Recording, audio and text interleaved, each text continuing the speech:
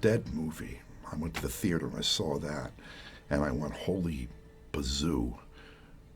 He and I are like thinkers, and we have to connect sooner or later. A button. Oh my God. Yes. Well, anyone can see she's missing a button, so Clay, it was really strange. The old woman today, she took a button from my sleeve. why would she do that? Dude, well, please just be quiet. Once that Sam announced that he would like, or approached me and said, hey, would you do this? It was like a slam dunk. Of course I'll do it.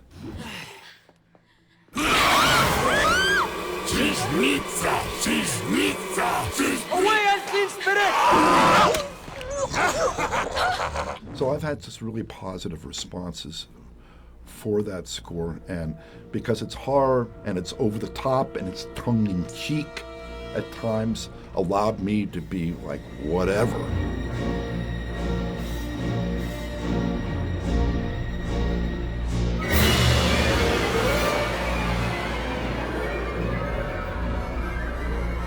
How I got the job to do Drag Me to Hell was, I guess, because Sam had vibrated in the best of ways with the scores that I had given him for the other two films that I had done for him exclusively, the first being The Gift and the second being Spider-Man 3. So we knew each other pretty well. He knew what I could, I guess, and couldn't do. And apparently it all added up in such a way where he said, you know, I bet you the score he would do for, you know, a Drag Me to Hell would be the right one, or an exciting one, or something that is making me want to have him on board. And what I loved about him was that he really, really knows what he wants. And so my mission is to get inside his head and try to connect with the way he sees the movie.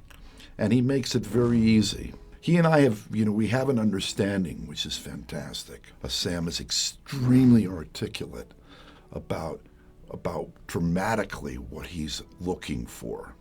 And I pay very close attention. As a matter of fact, I record what he says because I don't want to forget it.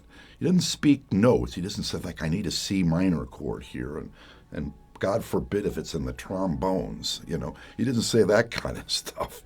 He leaves that open. He goes, maybe I need a choir here, or maybe I need this, or I'm hearing this kind of sounds. He'll allude to a sound, a sonority that he has in his head, but he leaves it pretty open. I can't find the right words to accurately describe the fact that my life thus far has been able to also include his life, and that this connection was made. His movies have probably brought out the best in me as a writer.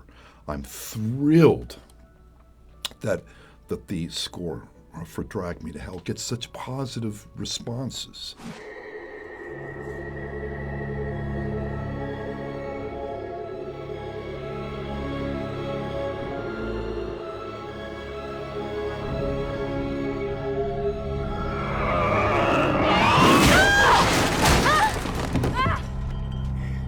I'm sure I've read the script, but even if I hadn't read the script, of course I would have jumped on board in a second.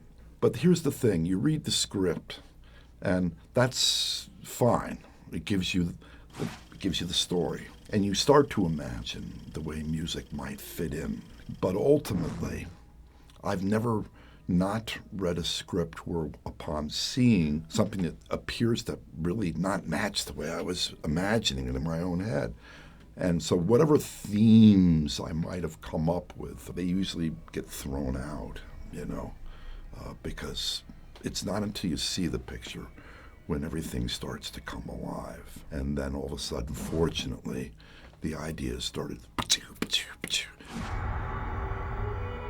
Soon it will be you who comes begging to me. You see moving image, I'm sort of like, I can't stop the ideas from popping into my head. I beat you, you bitch! What he brings to horror filmmaking is a unique perspective, which is, you know, like I'm thinking of for instance, the the struggle between the gypsy woman and Allison down in the car park underground.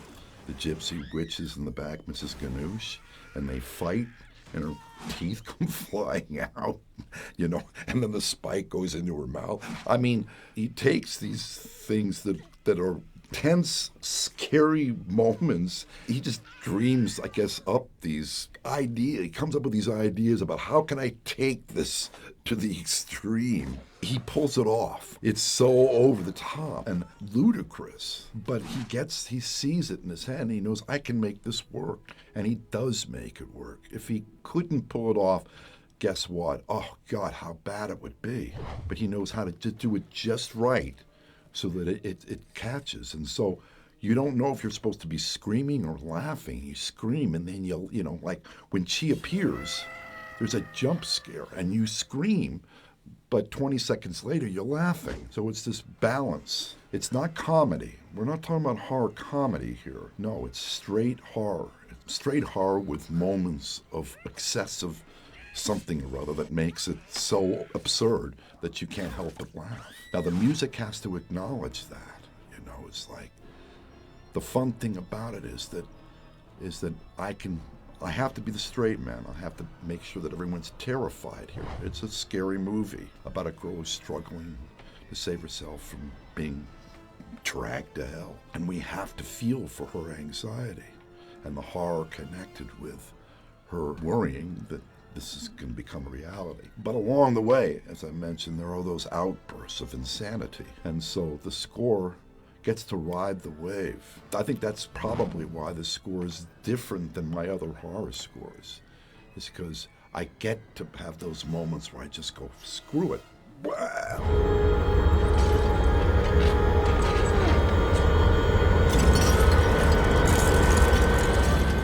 You get these outbursts of sonic madness that he loved because it's so over the top. They don't want the music to be funny music. I mean, you know, traditional funny music, slapstick music. That would be a terrible mistake. Basically, what I'm taking is horror gestures and just magnifying them a bit, adding something to the picture.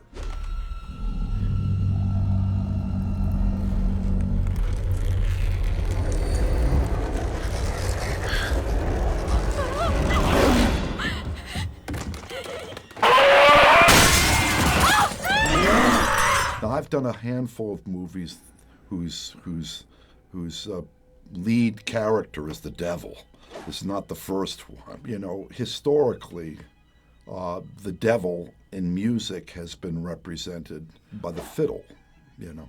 And so I kind of had this idea, it's not an original one for sure, that why not? It's worked in the past, why not use the fiddle again?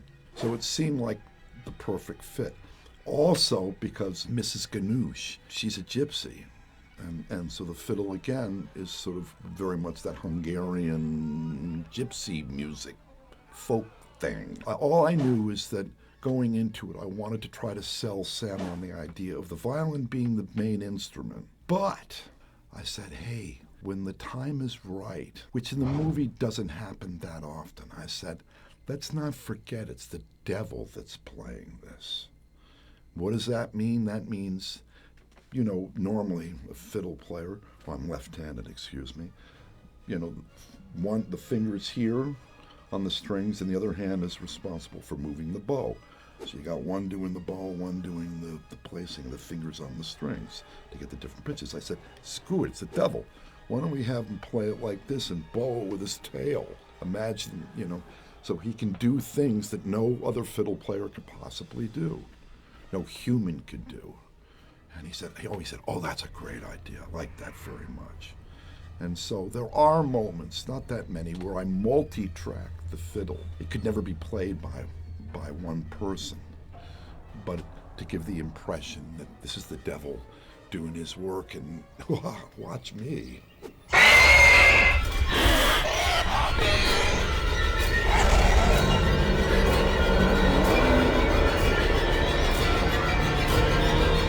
The score is comprised of I think, really two main themes. The one that represents the devil himself and the essence of what the story's all about, which is expressed in its sort of full format right in the main title. It's old school stuff in the main title. What is that main theme that you're trying to communicate to the audience? It's got to be a tune that hopefully they can remember by the time the main title's over. But you get one-shot deal. It appears in the main title. I'm still a big fan of that old school thinking where you write an end credit too. And there's an end credit cue for Drag Me to Hell, so that at the conclusion, it's sort of like the old days where they used to close the curtain at the end of the movie. There's a sense of finality.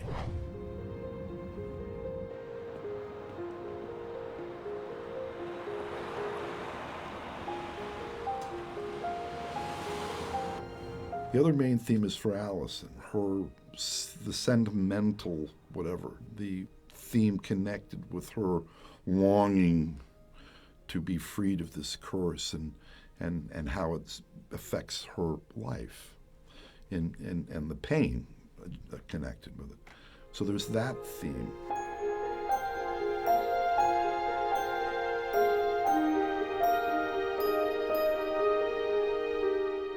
Other than that, I'm pretty sure that there's sounds or motives for the gypsy woman's familiars, for the cursed object itself has a sound, and every time that cursed object appears, that sound kind of reappears.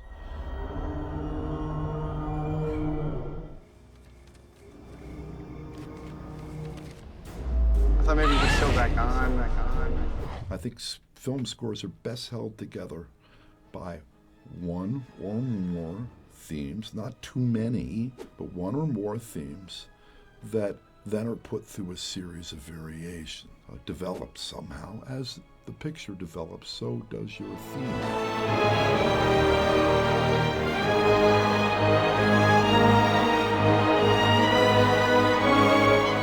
What Sam really likes in his main titles is kind of unique.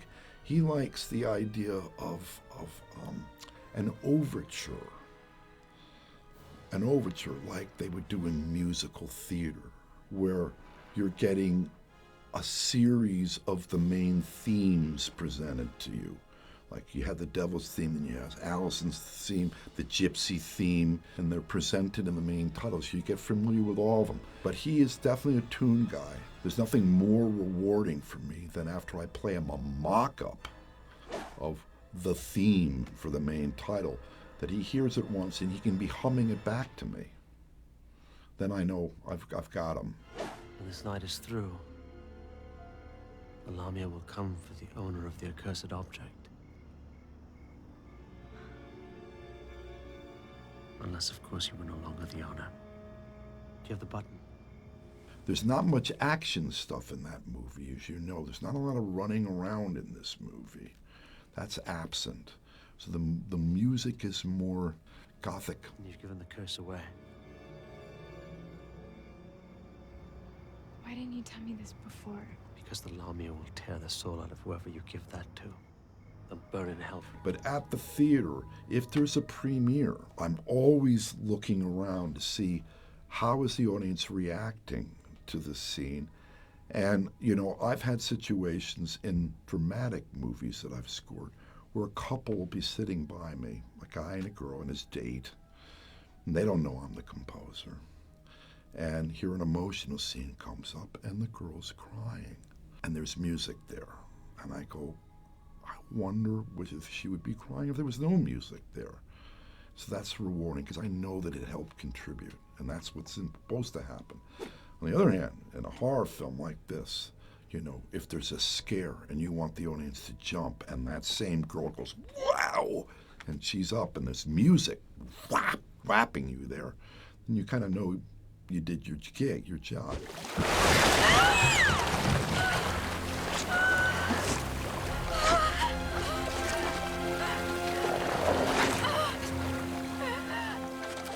So, what does this mean? This means that is a blessing that can't be described accurately in words. That I have made the connection with Sam Raimi and given me the chance to once again raise my music from hell. I hope that every film composer has the same opportunity in their career that I've had in mine, where a connection with a director is so